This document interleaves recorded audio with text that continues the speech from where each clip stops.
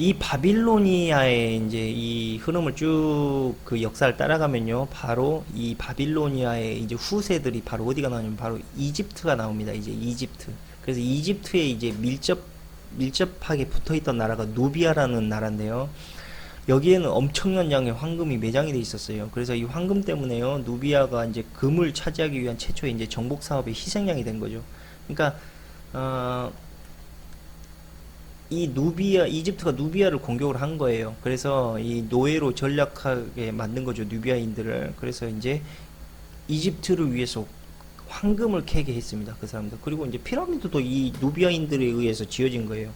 그러면서 이 막대한 황금을 바탕으로 이집트 문명이 이제 그 새로운 문화의 꽃을 피기 시작한 거죠. 그래서 결과적으로 이집트 문명은요, 메소포타미아에서 나왔고요. 이 발전된 문명 자체가 바로 그대로 이어갔던 겁니다, 이집트에서. 그래서 지금 우리가 보고 있는 피라미드도요, 이 메소포타미아의 이 역사에서 그대로 나오는 건축물 양식들이 많습니다. 이 이집트 하면 대표적인 게 뭡니까? 바로 투탕카멘입니다. 이 투탕카멘은요, 19살에 죽었어요, 타키. 그러니까 19살에 이제 딱하게 죽었고요. 뭐 역사에서도 뭐 그렇게 딱히 눈에 띄는 왕은 아니었어요. 그러니까 성격도 상당히 내성적이었고 조용한 스타일에 어떤 권력욕도 그렇게 크게 없었어요. 근데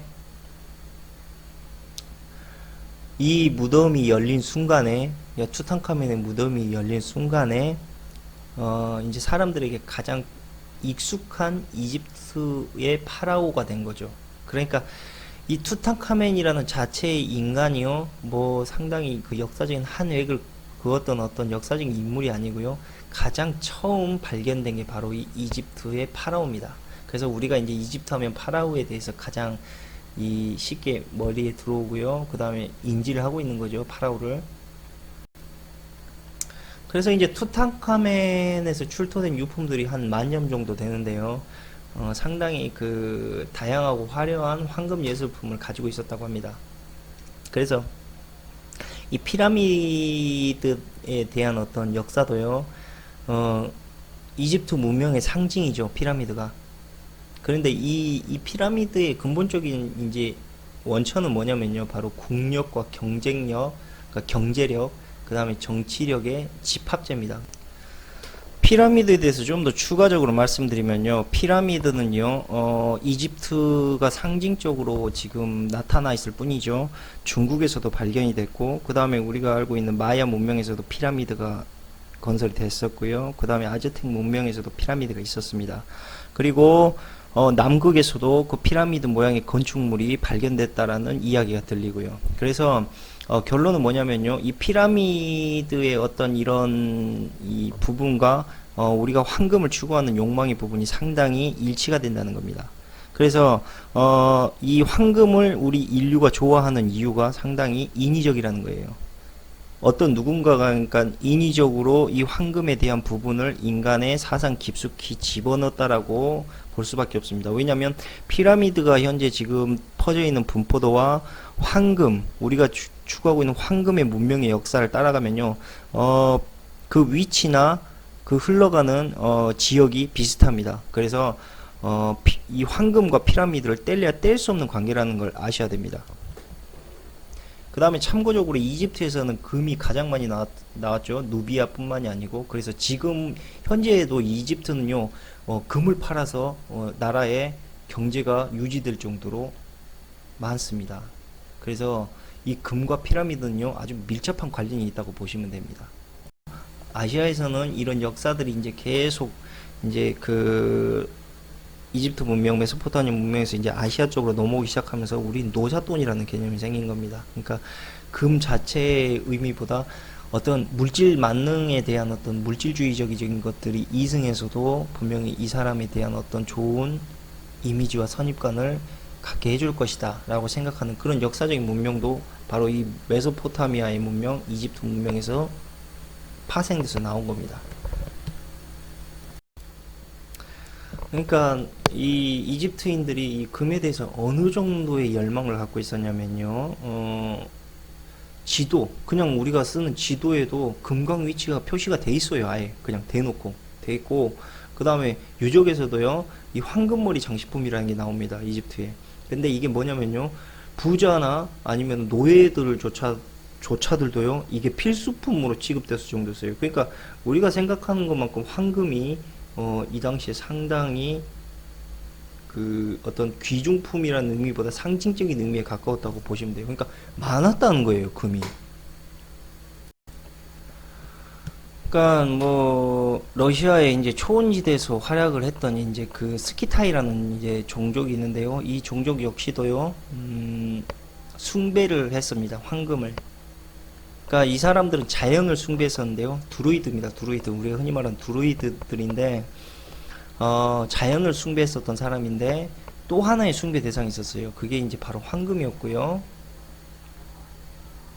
이제 이 사람들이 이제 황금으로 자연에 대한 어떤 이제 자기들이 가지고 있는 경험치와 그 다음에 창의적인 생각으로 이 황금을 미술품으로 만들었고요. 장신구에서 무기까지 수많은 물건을 금으로 장식을 합니다.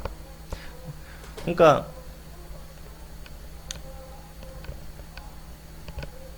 그 이유가 뭐였냐면요, 유목민족들, 그러니까 그 당시에 이제 이 사람들 교역으로 살았던 거죠. 그 실크로드 쪽에 살았으니까, 어, 가장 금이라는 게 안전한 재산이기도 하고 휴대성도 좋았고요. 그 다음에 어디서나 거리가 통하는 편리한 화폐였기 때문에 이 스키타이인들이 이 금에 대한 숭배가 남달랐다는 거죠.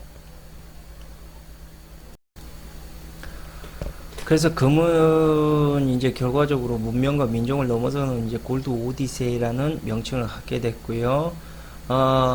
이제 이 금은 유목민의 문화를 넘어서 실크로드를 따라서 아시아로 전해집니다. 그래서 이 금이 확산되는 시점이요, 상당히,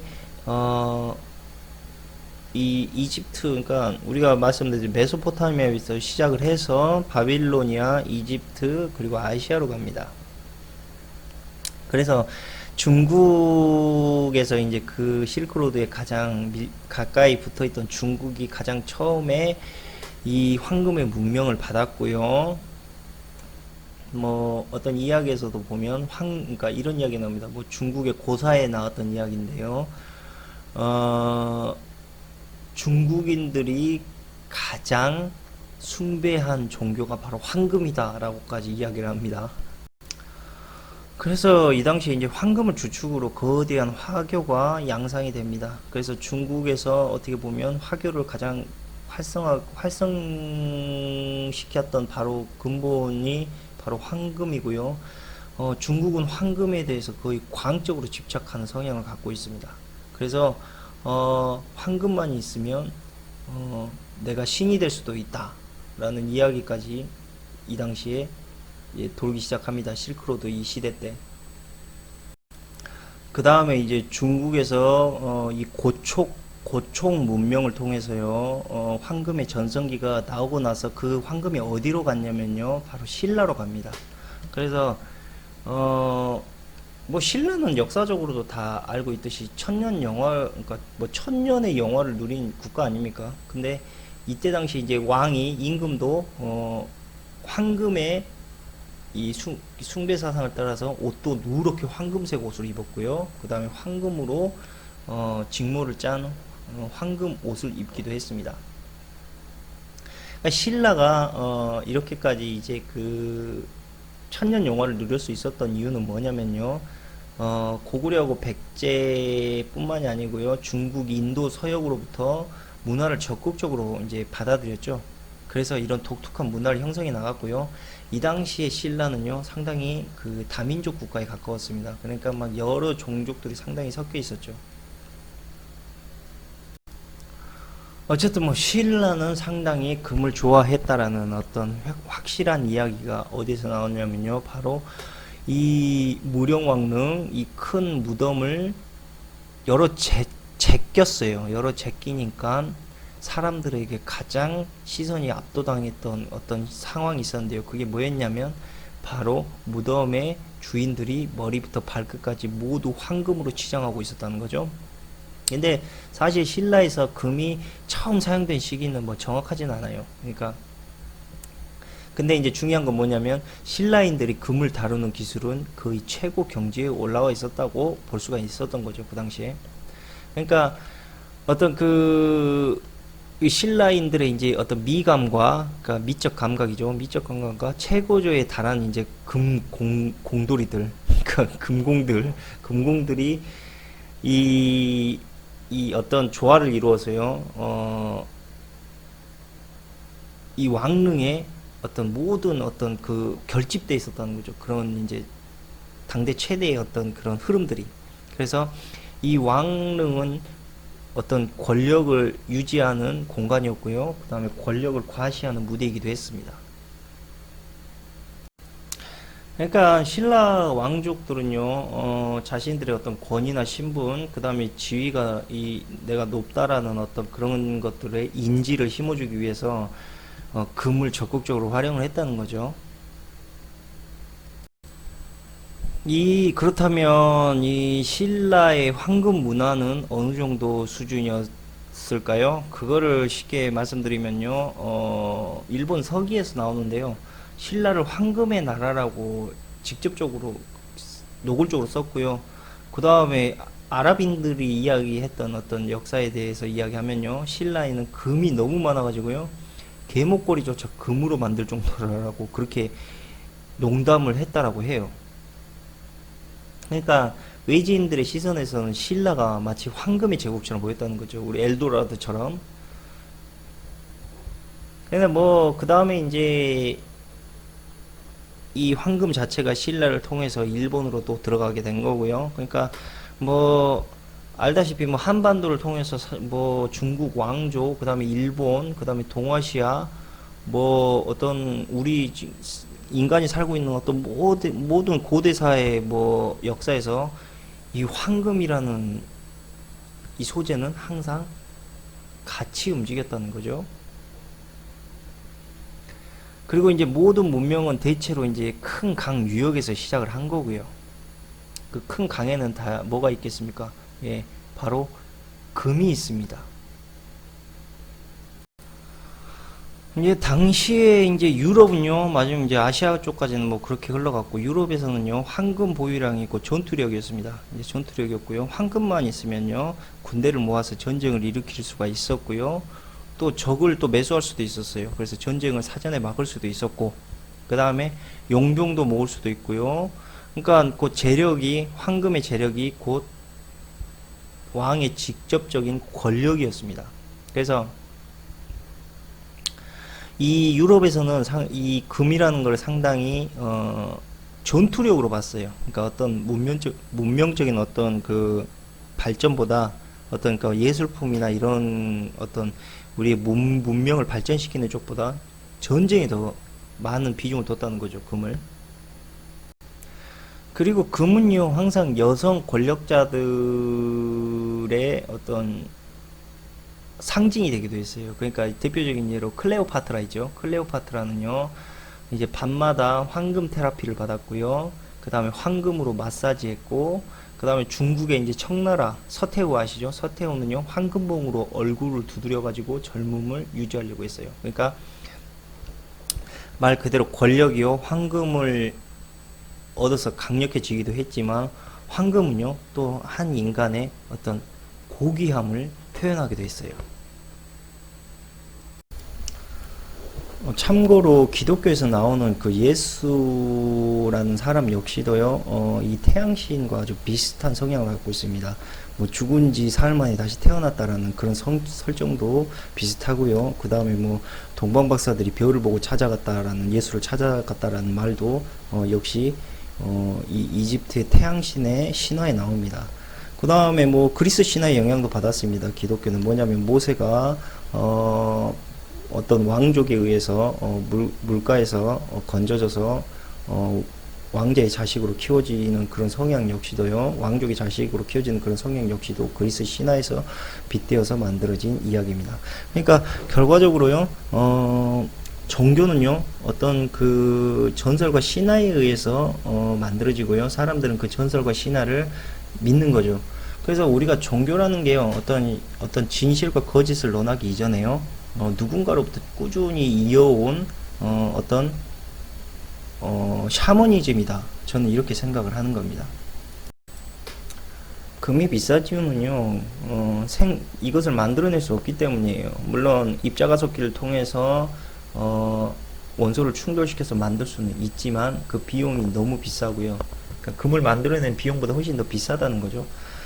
그 다음에 이 금이 생성되는 과정 역시도 인간이 만들어내기에는 불가능한 상황입니다. 그러니까 뭐냐면 중성자 별 이상에서 폭발을 일으켜서 2억도 이상의 온도가 유지돼야지만 금이 나옵니다. 그렇기 때문에 금은 사실상 인류에 있어서 항상 제한적인 물건이 될 수밖에 없고요. 앞으로 그 사용처가 점점 늘어날 거라는 겁니다. 특히 IT 분야, 로봇, 그 다음에 우주 산업에서는 필수적으로 사용할 수밖에 없는 자원이라는 이야기입니다. 그렇기 때문에 미래적으로 좀 더 생각해보면 금 전쟁이라는 게 일어날 수도 있다고 생각해요. 제 가정사에서는. 왜냐하면 금은 한정돼 있고 앞으로 문명이 발전하기 위해서는 금이 필요하기 때문이죠. 그래서 이 시친이라는 과학자는요, 외계인이 인간에게 금을 채굴해서 얻기 위하여 이 외계인이 만들어낸 이 지구라는 거짓 문명을 만들고 사람들이 금을 끊임없이 채굴하기 위해서 만들어진 시스템이다 라고 이야기를 합니다. 근데 굳이 그것을 긍정하거나 부정하고 싶지는 않고요. 다만 확실한 건 뭐냐면 인간이 금에 대해서 본능적으로 끌리는 이유에 대해서 아직까지 아무도 그걸 밝히는 사람이 없다는 거죠. 그 다음에 그 토속 종교에서 나오고 있는 이야기들이 하나같이 어느 나라에 태어났든 간에 그 황금에 대해서 바라보거나 황금을 보고 생각하거나 의미를 부여하는 게 똑같다는 겁니다. 근데 대부분이 그게 종교를 통해서 나왔고요. 그런 황금의 의미가. 그리고 우리가 저기 유럽의 역사에서 보더라도 십자군 전쟁이나 이런 모든 것들이 다 기독교의 탐욕에 의해서 생긴 겁니다. 그 화도에는 황금이 있었고요. 그래서 우리가 이 황금에 대해서 누군가가 알려주지 않으면 이 황금이 어떠한 존재라는 것에 대해서 알려주고 탐욕을 갖게 해주지 않는다면 모든 사람들이 동시다발적으로 황금에 대해서 노골적으로 그 본능을 표출할 수가 없습니다. 본능이라는 게 뭡니까? 그렇습니다. 바로 우리가 먹고 자고 마시는 그런 공통적인 분모를 우리가 바로 본능이라고 합니다. 그러니까 인간으로서 생물학적으로 벗어날 수 없는, 그리고 벗어나면 죽는 범위를 말하는 거죠. 근데 거의 금이 그런 본능과 비슷하다는 겁니다. 지금 인간이 만들어 놓은 역사는요, 금이 없으면 살아갈 수가 없는 시스템이에요. 근데 그것을 이제 서서히 부정하게 만들고 있다는 거죠. 이미 우리는 그 대부분을 이제 금과 같이 살고 있잖아요. 금이 우리 주변에 없습니다. 금은 특별한 존재로 이미 인간들이 부여하고 생각하고 있어요. 예전처럼 금이라는 것이 인간의 역사와 인간의 경제 문화에서 필수적이다라고 더 이상 누구도 말하지 않는다는 거죠. 그래서 우리가 분명히 경각심을 가져야 되는 건 뭐냐면요, 우리는 거짓을 먹고요, 진실은 따로 먹습니다. 그 유태인들이. 그리고 우리는 그 거짓 경제에서 마치 그것이 거짓된 것이 진실인 것 마냥 착각하면서 살고 있다는 거죠. 이 부분을 관가해서는 안 된다는 거예요, 결국. 황금에 대해서 좀 알아야 된다라는 생각이 들었고요. 역사적으로 알아야지만 우리가 앞으로 살아가는 세상이 어떠한 세상인가라는 것을 알 수 있을 거라는 생각이 들어서 일단 지루한 시간이지만 어쩔 수 없이 이 대목을 넣게 됐습니다. 어쨌든 다음 시간부터 과연 유태인들이 왜 황금을 우리한테 자꾸 멀어지게 하려고 하는가, 망각시키려고 하는가, 그 부분에 대해서 이제 말씀을 드리도록 하겠습니다. 그럼 오늘 여기까지 하고요. 다음 이 시간에 또 뵙도록 하겠습니다. 감사합니다.